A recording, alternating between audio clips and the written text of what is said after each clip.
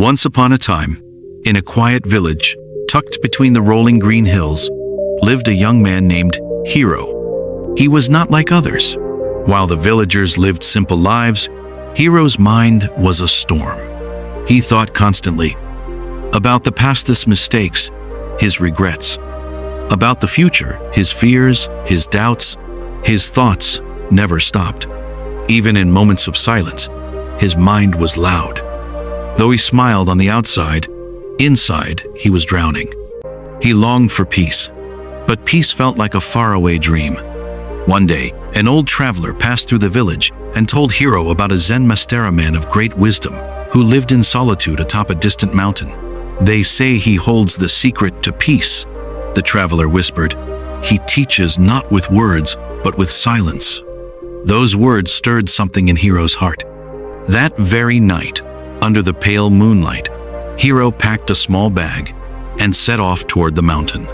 He walked for days through forests and rivers, through storms and silence, driven by a single hope: to quiet the chaos within.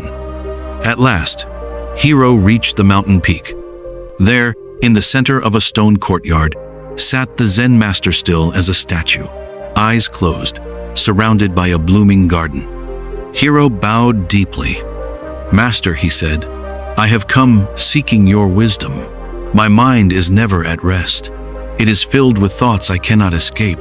Please, teach me how to find peace. How do I empty my mind?" The Zen Master opened his eyes. They were calm, clear, like a still lake untouched by wind. "Empty your mind?" he said with a gentle smile. "Very well." He led Hiro to a stone basin filled to the brim with water. Beside it, a small empty bowl and a wooden ladle. The master spoke softly. "Your task is simple," he said. "Empty this basin by transferring the water into this smaller bowl, but spill not a single drop." Hiro looked at the bowl. It was tiny, far too small for the large basin. Confused but determined, Hiro began. He scooped and poured, scooped and poured, hour after hour. But no matter how many times he tried, the basin remained full. His hands trembled, his arms ached, his breath grew short. Frustration rose like fire in his chest. Why couldn't he do this? Why did the water never run out? His thoughts swirled again. "I'm failing. I'm not good enough. Why did I even come here?" The very storm he sought to escape had returned. The master stepped beside him and gently touched his shoulder. "Hiro," he said, voice calm as the wind, "you work so hard to empty this basin, but you have forgotten the first and most important step." Hiro looked up, exhausted. "What step, master?" "To empty the basin," the master whispered. "First, you must empty your mind." Hiro blinked. I don't understand. How do I do that?" The master smiled. Let go. Let go of your fear, your worry, your past, your future.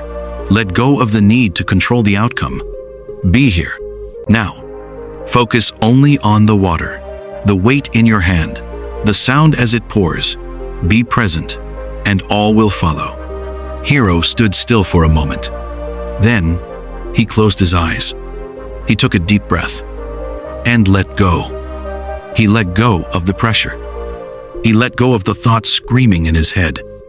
He simply scooped. And as he scooped the water again, something changed. The world fell silent. There was only the feeling of the ladle in his hand, the coolness of the water, the gentle sound of it pouring.